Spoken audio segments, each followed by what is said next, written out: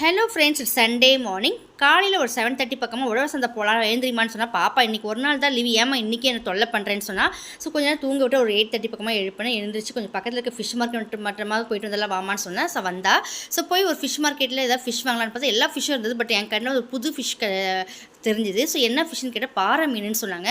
So இன்றைக்கி அதை வாங்கி ட்ரை பண்ணலான்னு வீட்டுக்கு வாங்கிட்டு வந்து ஒரு 1/2 kg தான் வாங்கினேன். வாங்கிட்டு வந்து பார்த்தா எங்களோட தலை சுத்தமாக பிடிக்கல. கட் பண்ணி போட்டுவிட்டேன். அப்புறம் வால் பகுதி நடுப்பகுதி மட்டும் இருந்தது. ஒரு 6 துண்டு தான் இருந்தது. ஸோ 3 துண்டு எடுத்து கொஞ்சம் கிரேவி மாதிரி வச்சுட்டு ஒரு 3 துண்டு வறுத்துடலான்ட்டு எல்லாத்தையும் ரெடி பண்ணிட்டு இருந்தேன். அதுவும் இன்றைக்கி சண்டே ஈவினிங் வந்து பாப்பாவோட ஃப்ரெண்டோட பர்த்டே பார்ட்டிக்கு பாப்பா கிளம்பிடுவா. ஸோ மதியம் லஞ்சுக்கு மட்டும் தான் கிரேவி ரெடி பண்ணிடணும். ஸோ கிரேவிக்கு 2 துண்டு தேங்காய் போட்டு சின்ன வெங்காயம் போட்டு சிம்பிளாக ஒரு கொஞ்சமாக கிரேவி ரெடி பண்ணிட்டு 2 துண்டு ஃபிஷ்ஷை ஃப்ரை பண்ணிட்டேன்.